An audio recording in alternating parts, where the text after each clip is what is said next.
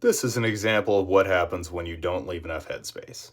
So to start off, this is enough, maybe a little bit too much headspace. In a perfect world, I'd probably have the juice up to about there. But it's not a big deal because this is in secondary, so there isn't really anything going on at all. This is just off-gassing and aging, and the very last of the yeast are dying off. That is not the case here. What's going on here is that this is in primary fermentation, so the yeast colony is getting established and it's really going crazy and metabolizing a bunch of that sugar and obviously putting off a ton of carbon dioxide.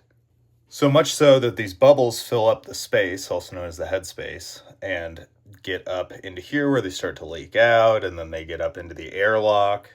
And this is a problem because bacteria can get into this nutrient-rich, sugar-rich, otherwise sterile environment and kill off all the yeast, and then when the pressure drops, they can start to make it back through the airlock and then contaminate the rest of this.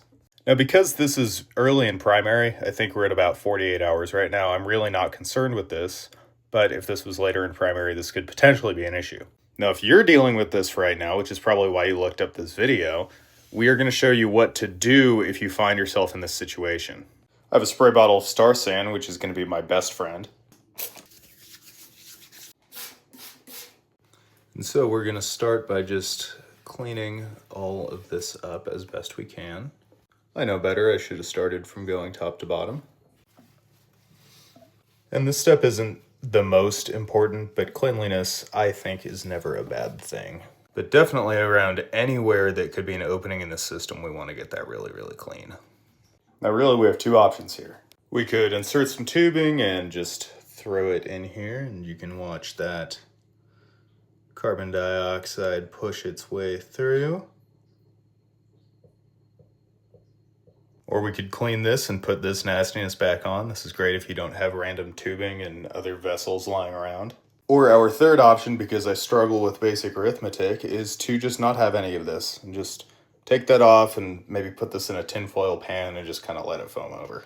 This would be more akin to like a bucket fermentation. If you do something like that, it would probably be better to transfer this to a larger vessel and cover it with cheesecloth so you don't get flies or whatever else in there. The downside of doing it that way, though, is that you lose the CO2 blanket that will be in there when primary fermentation finishes out.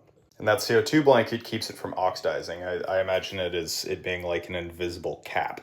But if you're working with like a 1-gallon kit like this or something like that, I would suggest cleaning that out really well, cleaning any kind of chunks off it, get it sparkling clean, fill it back up with a sanitizer solution, pop it back on and check it, I don't know, in a couple hours.